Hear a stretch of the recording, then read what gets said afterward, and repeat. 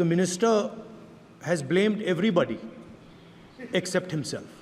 I don't even think he understands the fundamentals of what is going on here. The Indian examination system is a fraud. Millions of people believe that if you are rich and if you have money, you can buy the Indian examination system.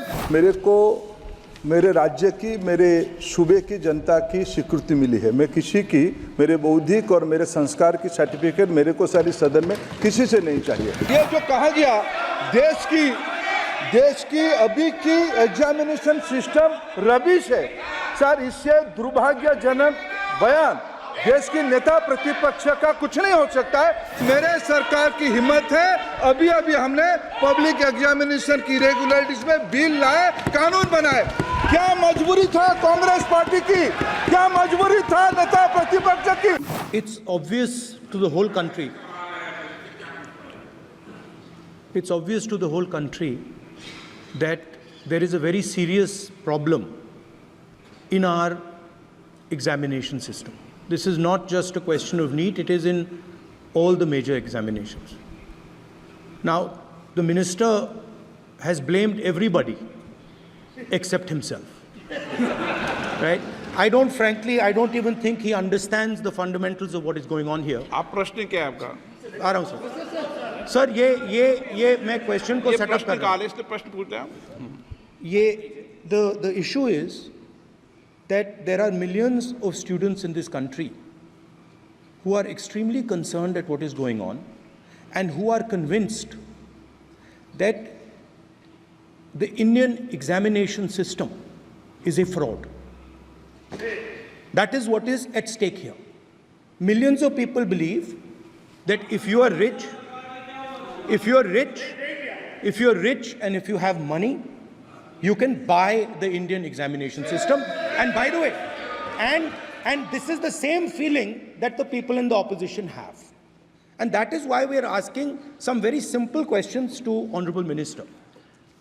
Number one, as this is a systemic issue, what exactly are you doing to fix this issue at a systemic level? मेरे जो शिक्षा है, मेरे जो संस्कार है, मेरे जो सामाजिक जीवन है, मेरे को मेरे राज्य की, मेरे सूबे की जनता की स्वीकृति मिली है। मैं किसी की, मेरे बौद्धिक और मेरे संस्कार की सर्टिफिकेट मेरे को सारी सदन में किसी से नहीं चाहिए। देश की प्रजातंत्र में चुन के मेरे नेता प्रधानमंत्री मोदी जी को प्रधानमंत्री की भूमिका दिया है।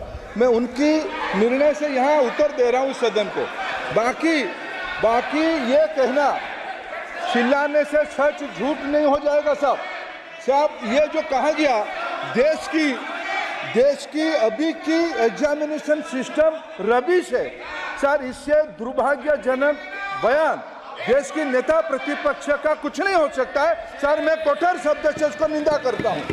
बाकी रहा, मैं सर आपके सामने, आपके माध्यम से देश के सामने सर एक तथ्य रखता हूं सर। जिन्होंने रिमोट से सरकारें चलाई है, 2010 में 3 बिल आया था सर शिक्षा सुधार के लिए।